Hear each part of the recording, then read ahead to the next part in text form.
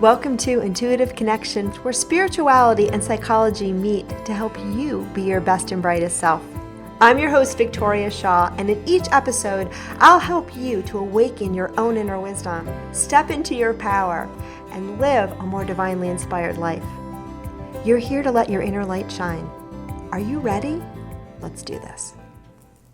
Hello and welcome to another episode of Intuitive Connection. Today, I'm going to try something a little bit new. I'm going to do a little Ask the Guides. And I'm going to ask the guides a question that I have for me, which is something I often do anyway on this show, but just not so obviously. But it's also something that I do a lot on my own. So I've probably shared this a couple times on the show, and I definitely have shared this a lot in my Facebook group. But one of the ways in which I work with my guidance is I will go for little walk-in talks, and I will pose a question. I'll put on my headset. I'll record on my phone. I usually go for a walk because for me, that's where the flow really is flowy. And I'll pose a question and then I'll wait to receive answers from the guides. And I always get something. And sometimes, usually what I get is quite helpful and quite remarkable. So I thought I would try that a little bit with you guys and pose my question and see what comes through. So today I want to talk a little bit about self-confidence and this idea, right, that we have confidence in ourselves in the world. And I ask this question because people who know me personally and people who have known me personally for a long time would probably refer to me as someone who sometimes lacks self-confidence. Like that has been an ongoing little story for yours truly since I was a child. And going back as far as I can remember, I remember, even like my math teacher, everybody was always trying to build up my confidence. And, so I look sometimes at other people in the world that have so much self-confidence. And sometimes, I wonder about those people too. But anyway, I want to ask the guides about self-confidence, kind of what it means. Is it even necessary? And what's going on with me? I have a lot of answers on that, but I'm always open to more. All right, so here we go. And the first thing the guides say is that the term self-confidence is to some extent displaced, right? Because there's egoic self-confidence, belief in yourself as an ego. And a lot of times that is sort of blind, right? It's sort of an idea that we have about ourselves that is not necessarily, that can be, especially for very narcissistic people, sort of impervious to feedback. We just have a strong sense of self. We believe we are good. We believe that we are right. We believe that we are magnificent. Nothing wrong with any of those things. But sometimes when we believe that in the egoic sense, it can be fine and we can create a lot in our lives and it can give us a solid support for stepping forward into the world, for attracting accolades and recognition. It can do a lot of really wonderful things, but it's always going to be limited because it's on the level of ego. And worshiping the ego is very different than having a more soul-based experience. Okay, so that's number one. And the guides say for me, but also for some of you listening, and some of you might have fantastic self-confidence, and some of you may be people that historically struggled a little bit more like I did along the way. But what they're saying is sometimes, right, those gaps, those lapses in self-confidence can be a great motivation and a great catalyst for letting go of the small self altogether and stepping onto that higher plane.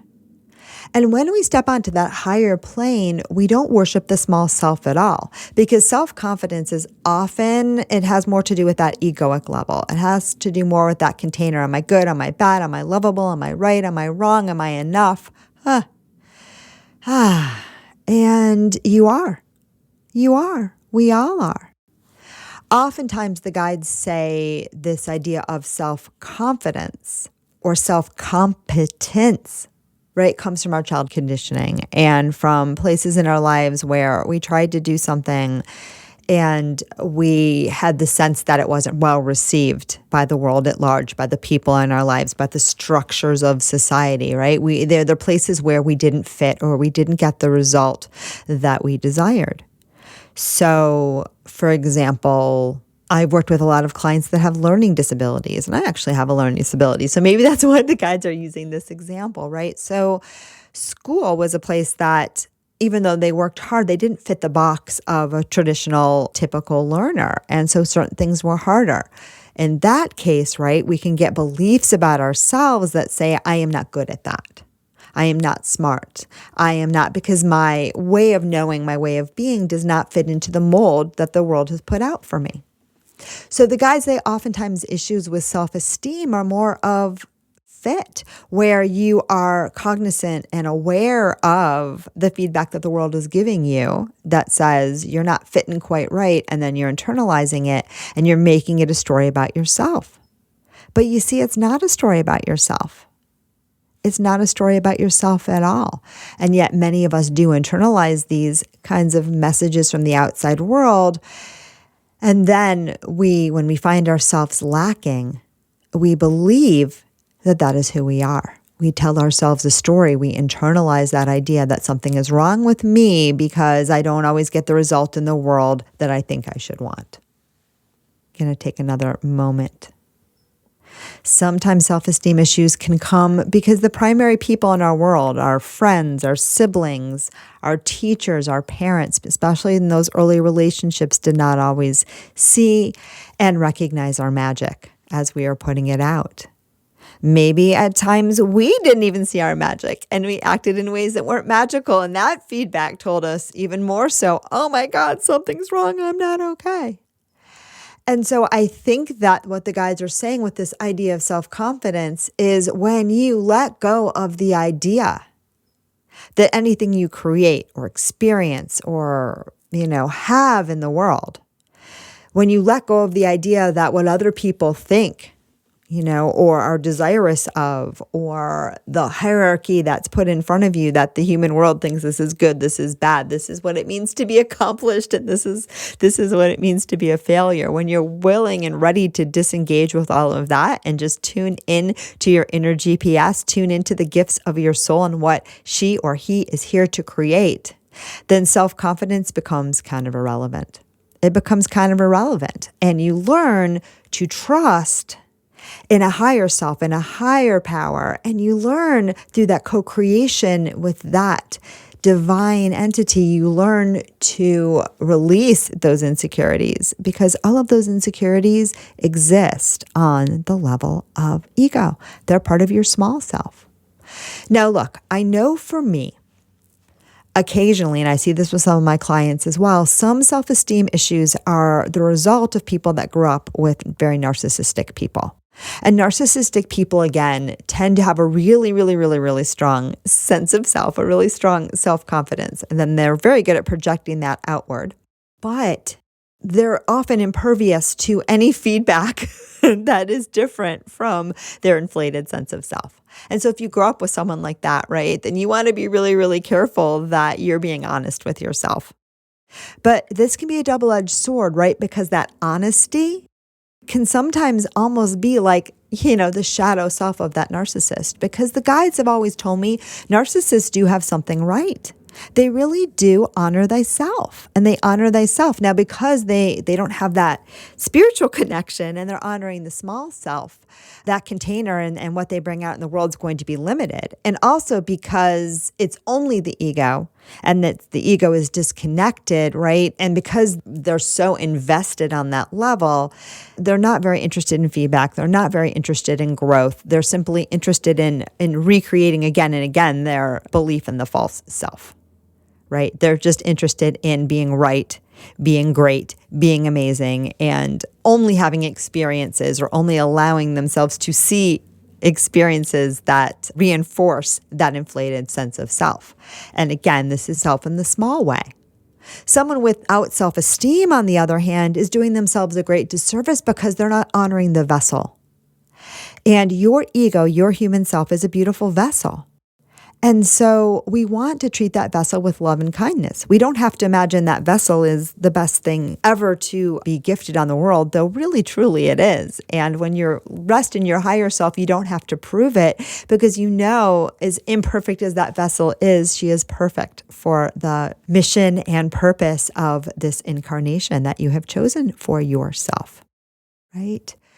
But people sometimes without self-confidence, they beat themselves up. They keep themselves small. And this too is another way in which we can block that connection to our highest being. So a narcissistic person is totally all in on the small self, where someone sometimes with low self-esteem is all in on the fact that my little self, my small self isn't good enough. And your small self isn't really who and what you really are. And in fact, wherever she is right now or he is right now, she or he is the perfect vessel for this human experience. And when we can honor that, when we can love ourselves as we are, how we are, just because we are, that's where we can make space for our higher self to flow through. And then we can recognize as well that this human journey is this beautiful divine cooperation between your humanity and your divinity. And the job isn't so much to judge which one is right and which one is wrong, but rather to revel in that beautiful connection, that beautiful cooperation, that beautiful synchronicity. The guides say when you really put your faith in a higher source, then the small mind and that small sense of self-confidence becomes a little less relevant. So I'm giving the example. I just finished teaching a class, and it was a class that I hadn't taught before. And it was a class that I never would have thought of myself teaching. It was something that came through in a Facebook Live, and the guides were like, you're going to teach this class. And I didn't know I said it because that often happens. And my PA said, guess what you said you were going to do? So I decided to do it. But there was a lot of apprehension and there was a lot of unsureness. And it was, again, something I haven't really done before. And I was a little freaked out. And throughout the class, I tried a lot of different things. Usually when I teach, I go in kind of blind without a lot of idea of what I'm going to do. And I kind of let the guides guide the way and we see what comes through. But more and more, I have been losing my confidence with this approach because there's always that feeling of not knowing. And sometimes I feel like I'm a little rambling. And anyway, I've been having some self-confidence issues. And it was very much the case in this particular class because it was something I haven't done before. So I didn't have sort of my deep well of stories or things to fall back on. So I don't really know how that class landed, although I have had some good feedback. So fingers crossed. But again, I realize when I think back on this experience that really the only thing that limited that class was my limits on thinking, am I good enough? Am I going to get this right? All those insecurities, they actually, the guides say, get in the way of my getting out of the way and expressing the information that wanted to come through. And I hope that it did come through. And I hope it does come through with all of these episodes. And my guess and my hope is that oftentimes, like for many of you, the ticker tape in my mind is just playing in the background. But it goes to show that when we get jammed up at that level of ego, at that level of mind, am I good enough? Am I smart enough? Are they going to like me? All of these things. And friends, this is your humanity and be very kind to it. But when we get gummed up at that level, to a certain extent, we're missing the point. We're missing the boat. Does it really matter if people like my classes? Well, they'll sign up again if they do, but does it really matter? Is that the point? I don't know. The guides know. My higher self knows. The divine knows. And the more I agree to get out of the way and let that come through, my guess is that they will like it just fine. They will probably even like it more. And so the guides say this issue, this question I have around self-esteem is kind of like a red herring. It's kind of like when you're chasing your tail and looking, to actually catch it. Not going to happen. And so in those moments when you question yourself, when you doubt yourself, when you feel like you are not good enough, rather than making it be your story about who you think you are, rather than, and this happens for me a lot, I don't know about you, rather than going, oh my God, I can't believe I feel like this again. I should know better because, I'm the spiritual teacher, yada, yada, yada. Rather than any of that, you just remember, oh yeah, of course, Of course, I might feel that way. Of course, I might question myself. Now, let me tune back into the higher channel, right? And cooperate and agree to be the best vessel for that higher knowing, higher wisdom, higher expression that I can be, and let life figure out the rest. And it will. It always will.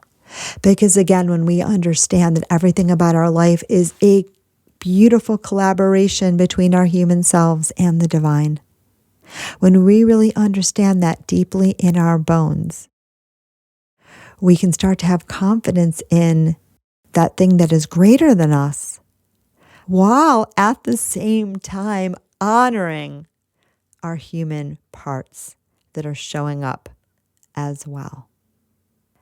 And so self-confidence becomes, again, not so much about that egoic idea, am I good enough?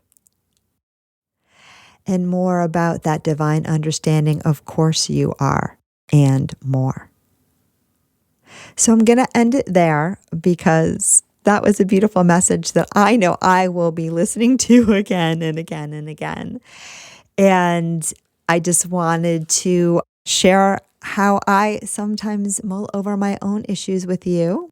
And issue is not even a word I like to use, but whatever's going on in my space that I would like some guidance and support on. So I wanted to share that process with you. And maybe you'll try it as well. So thank you everybody for tuning in, and namaste. Thank you so much for joining us today. I hope that you found joy, strength, inspiration, and clarity from today's episode. If you'd like to learn more and connect with an amazing group of like-minded souls, please join us over on Facebook in the Intuitive Connection Community Facebook group, where we explore these topics in deeper detail, have additional live teachings, and host Facebook Lives with our amazing guests. I hope to see you there. And of course, if you want to learn more about me or the work that I do, please check out my webpage, victoriashawintuitive.com. Thank you so much again, and namaste.